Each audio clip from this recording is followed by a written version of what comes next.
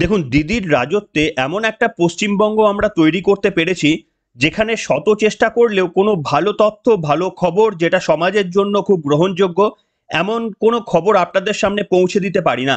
আর এটাই যেমন আপনাদের সামনে দুর্ভাগ্যের, তেমনি দুর্ভাগ্যটা আমাদেরও যে আপনাদের সামনে পশ্চিমবঙ্গের যে সমস্ত তথ্যগুলো পরিবেশন করতে হয়, সেই তথ্যগুলো পরিবেশন করতে পর্যন্ত আমাদের লজ্জা বোধ হয়।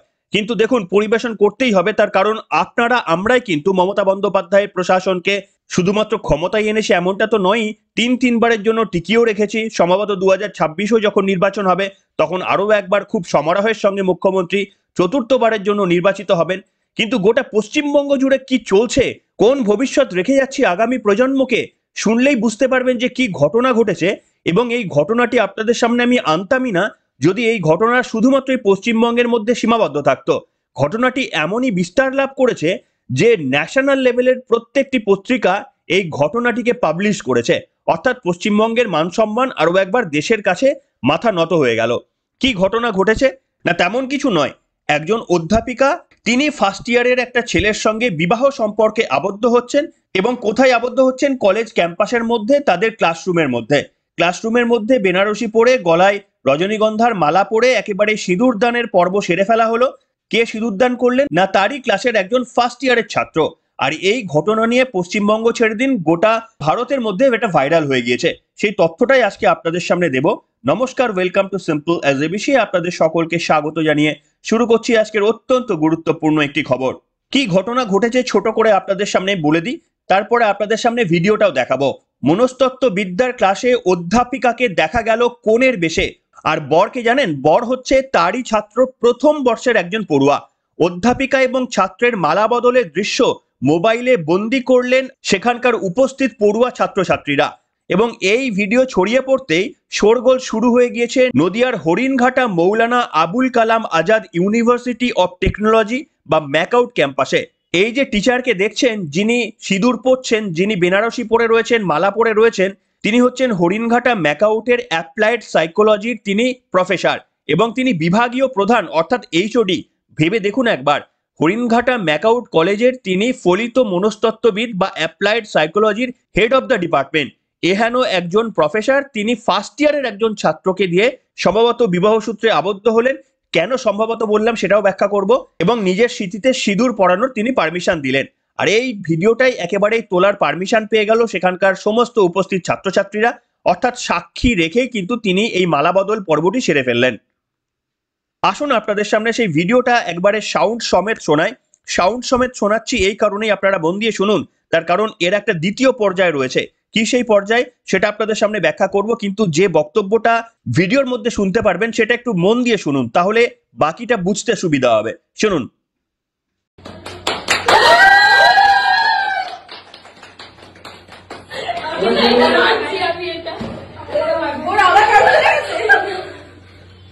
সিঁদুরটা পড়াতে হবে যাতে নাকে পড়ে, বুঝতে পেরেছি। এমন একটু তো যাতে কয়েকটা ফোঁটা নাকে পড়ে, সিঁদুরের কয়েকটা। নাক না বলে চলবে না, ভেঙে দেবো। তিনবার পরে কিন্তু। হ্যাঁ, তোমার যেমন এরকম থাকে দাড়ির মতো। হ্যাঁ হ্যাঁ, আরো শিখবে শিখবে। বেচারা কে আবার বেচারা হাত কাঁপছে। না না না পড়া যাবে না, নাকে পড়েনি কেন? তিনবারই পড়ায়। ব্যাস ব্যাস, তুই নিজে টাচ করে দে না। হ্যাঁ ব্যাস, তা দিতে হবে। নাকে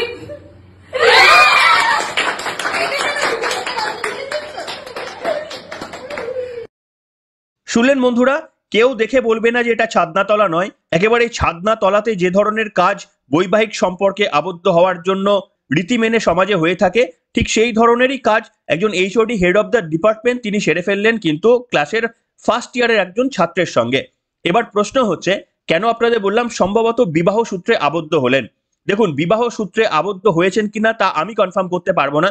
তার কারণ ওই প্রফেসর, ওই মহিলা প্রফেসর, তিনি নাকি বলেছেন যে এই ঘটনাটা পুরোটাই ছিল একটা ক্লাসের অংশ এটা নাকি মনস্তাত্ত্বিক বিভাগের একটা ক্লাসের অংশ ছিল বলে ওই প্রফেসর কিন্তু এই ভিডিওটা ভাইরাল হওয়ার পর থেকেই দাবি করেছেন এবং তিনি বলেছেন তার ইমেজকে ক্ষতবিক্ষত করার জন্যই কিন্তু এই ভিডিওটাকে বাইরে প্রকাশ করা হয়েছে। দেখুন, তার বক্তব্য সত্যিও হতে পারে, আমি বিরোধিতায় যাচ্ছি না, কিন্তু যে প্রশ্নগুলো আপনাদের সামনে আমি তুলবো সেগুলো হয়তো আপনারাও তুলবেন। আচ্ছা, ভিডিওটা আপনারা শুনলেন যে ওই সিঁদুর যখন দেওয়া হবে তখন যেন নাকের মধ্যেও কিছুটা সিঁদুর এসে পড়ে, এই ধরনের বক্তব্য কিন্তু ছাত্রছাত্রীরা বলার চেষ্টা করছিলেন যে সিঁদুরটা এমন ভাবে পড়াতে হবে সিঁদুরের কিছু অংশ যেন নাকের মধ্যে লেগে যায়। এটা হচ্ছে নাকি শুভ লক্ষণ। আপনারা খেয়াল করে দেখবেন যে হিন্দুদের যে সমস্ত বিয়ের প্রথা রয়েছে সেখানেও কিন্তু এই ধরনের আমরা দেখেছি যে সিঁদুর পড়ালে যদি নাকের মধ্যে দু এক ফোঁটা সেই সিঁদুরের টুকরো এসে পড়ে তাহলে সেটাকে শুভ বলে কিন্তু অনেকে দাদু ঠাকমারা বলে থাকেন। আর সেটাও কিন্তু দেখুন ক্লাসের রীতি মেনে ফলো করা হচ্ছে। সিঁদুর শুধু পড়ালেই হবে না, তার মধ্যে যেন নাকে এসে পড়ে, এবং যেহেতু সিঁদুর পড়ানোর পর নাকে দু একটা ওই সিঁদুরের টুকরো এসে পড়লো না, তাই উপস্থিত ছাত্রছাত্রীরা যারা ক্যামেরাবন্দি করছিলেন তারা বিষয়টি প্রফেসরের নজরে আনলেন। ওই মহিলা প্রফেসর তখন তিনি নির্দেশ দিলেন ছাত্রটিকে যে তাহলে ঠিক আছে, হাতে করে একটু নাকের মধ্যে লাগিয়ে দাও। এবার আপনারা বলুন, যদি সত্যি সত্যি মনস্তত্ত্বের ক্লাস হতো তাহলে প্রথম কথা হচ্ছে ওই রকম বেনারসি পরেই আসতে হবে, ওরকম রজনীগন্ধা এবং গোলাপ ফুলের মালাই পরতে হবে, একেবারে নববধূর সাজেই তাকে সাজতে হবে, এবং নাকের মধ্যে পর্যন্ত সিঁদুরের অংশ তার মধ্যে যেতে হবে যাতে করে ব্যাপারটা শুভ হয়। এটাও মনস্তাত্ত্বিক ক্লাস? এই ধরনের জানি না তিনি কি বোকা বানানোর চেষ্টা করলেন। কোন সিলেবাসে এই ধরনের মনস্তাত্ত্বিক ক্লাস রয়েছে? দেখুন, যে কোনো প্রফেসর বলুন, যে কোনো শিক্ষক বলুন, তাকে একটা সিলেবাসের মধ্যে থেকে কিন্তু সমস্ত কিছু ফলো করতে হয়। সিলেবাসের বাইরে গিয়ে কিন্তু আমি যা কিছু করতে পারি না। এই ধরুন, আমি ফিজিক্যাল অ্যাক্টিভিটি যদি শেয়ার হই তাহলে তো আমি বলতে পারি না যে 3 তলা ছাদ থেকে তুমি ঝাঁপ মারো, এবং যদি কেউ ঝাঁপ মারে তাহলে আমি বলবো এটা ছিল একটা ক্লাসের অঙ্গ। এটা তো আমি বলতে পারি না। যে কোনো ক্লাসের একটা নিয়ম নীতি, একটা ইউজিসি গাইডলাইন মেনে কিংবা এআইসিটি গাইডলাইন মেনে কিন্তু সমস্তটা হতে হয়। তাই প্রফেসর যা চাইবেন সেই মতো করেই ক্লাস হবে এমন তো হতে পারে না।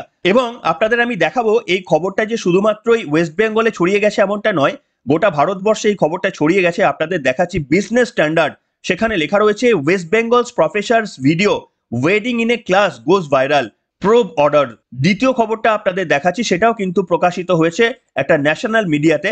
College professor marriage student on campus, claim it was a part of project. ভাবুন, বলা হচ্ছে নাকি এটা প্রজেক্টের পার্ট। কোন প্রজেক্টের পার্ট? এই ধরনের প্রজেক্ট কোন ইউনিভার্সিটি করার নির্দেশ দিয়েছেন? এর নিশ্চিতভাবে তদন্ত হওয়া প্রয়োজন রয়েছে, এবং তিনি সত্যি যদি না বলে থাকেন তাহলে কঠোর থেকে কঠোরতর তার পানিশমেন্ট হওয়া উচিত। তার কারণ কলেজের পরিবেশকে যারা নষ্ট করছেন এইভাবে, যারা ছোট ছোট ছাত্রছাত্রীদের মনে এইভাবে বিষ ঢুকিয়ে দিচ্ছেন, তাদের কঠিনতম শাস্তি হওয়া উচিত। বিশেষ করে একদিকে তিনি এই গঠিত কাজ করেছেন, আর দ্বিতীয়ত তিনি বলছেন এটা প্রজেক্টের পার্ট। এটা যদি প্রজেক্টের পার্ট হয়ে থাকে তাহলে পশ্চিমবঙ্গ থেকে শিক্ষা ব্যবস্থাটাই তুলে দেওয়া উচিত বলে আমার অন্তত ব্যক্তিগতভাবে মনে হয়। তার কারণ কিভাবে বিয়ে করতে হবে, বিয়ে করার পর সিঁদুর পরিয়ে নাকের মধ্যে সেই সিঁদুরের টুকরো পড়তে হবে, এটা যদি কোনো প্রজেক্টের পার্ট হয়ে থাকে তাহলে সেই সিলেবাসকে ইতিমধ্যে ইমিডিয়েটলি বন্ধ করে দেওয়া উচিত। আপনারা কি মনে করেন? আপনারাও কি মনে করছেন? যদি আমার সঙ্গে সহমত হন তাহলে এই পর্বটিতে একটি লাইক এবং কমেন্ট করবেন। কিন্তু আরো কিছু তথ্য আপনাদের সামনে দেওয়া বাকি রয়েছে। শুধুমাত্র যে এই ভিডিওটা ভাইরাল হয়েছে তেমন নয়, ছাত্র এবং অধ্যাপক সহ 3জন সাক্ষীর স্বাক্ষরিত একটি হাতে লেখা শংসাপত্র পর্যন্ত অনলাইনে ভাইরাল হয়েছে। সেটা ইন্ডিয়া টুডে থেকে আপনাদের সামনে আমি দেখাচ্ছি। অর্থাৎ শুধু বিয়েই নয়, একটা সার্টিফিকেট পর্যন্ত সেটাও প্রকাশ্যে এসেছে। জানি না এই সার্টিফিকেটটাও তারা বলবেন কিনা যে এটাও প্রজেক্টের অংশ ছিল কিনা। তবে ম্যাকআউটের ভারপ্রাপ্ত ভাইস চ্যান্সেলর তাপস চক্রবর্তী বলেছেন অধ্যাপিকা যা ব্যাখ্যা করেছেন সেটি তদন্তের আওতায় নিয়ে আসা হয়েছে, এবং এখন তাকে আপাতত ছুটিতে পাঠানো হয়েছে, এবং ছাত্রটিকেও নাকি সাসপেন্ড করা হয়েছে। তদন্ত যতদিন না শেষ হয় ততদিন পর্যন্ত তাদেরকে এই অবস্থায় থাকতে হবে। এই হচ্ছে পশ্চিমবঙ্গের অবস্থা। এমন একটা জায়গায় ভয়হীনতাটা এমন একটা জায়গায় পৌঁছে গিয়েছে। একদিকে তো আপনারা জানেন যে শিক্ষক শিক্ষিকারা কিভাবে চাকরি পাচ্ছেন তা নিয়ে যথেষ্টই সন্দেহ রয়েছে। তাদের সেই জায়গায় যোগ্যতা আদেও রয়েছে, নাকি তৃণমূলের নেতাকর্মীদের পকেটে টাকা গুঁজে দিয়ে তারা এই ধরনের শিক্ষক শিক্ষিকা, প্রফেসর থেকে ডাক্তার এই সমস্ত হওয়ার সুযোগ পেয়ে যাচ্ছেন, তা নিয়ে আমাদের সমাজে প্রশ্ন উঠছে। কিন্তু আপনারা একটু ভেবে দেখুন, যারা এই পর্বটা শুনছেন, আপনাদের বাড়িতেও সন্তানরা রয়েছেন, আপনাদেরও কিন্তু স্কুল, কলেজ এবং সমস্ত জায়গায় এই ধরনের শিক্ষাঙ্গনে পাঠাতে হচ্ছে।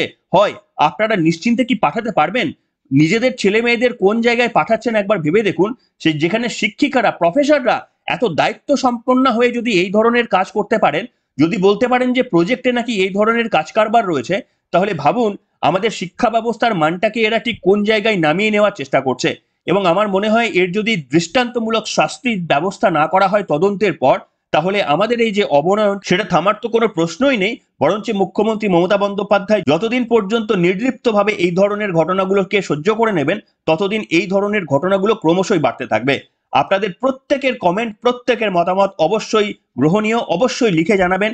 এই ধরনের একটা সোশ্যাল অবক্ষয়ে আপনারা যদি এগিয়ে না আসেন, আপনারা যদি আপনাদের পয়েন্ট অফ ভিউগুলো তুলে না ধরেন, তাহলে আমাদের সমাজের অবক্ষয়টা আটকানো একেবারেই যাবে না। তাই আপনাদের মতামত লিখে জানান, পর্বটিকে শেয়ার করুন, যাতে করে সকলে এই ধরনের খবরগুলো দেখতে পায় এবং একটা জোরালো প্রতিবাদের মাধ্যমে কিন্তু এই ধরনের ঘটনা আমরা রুখতে পারবো।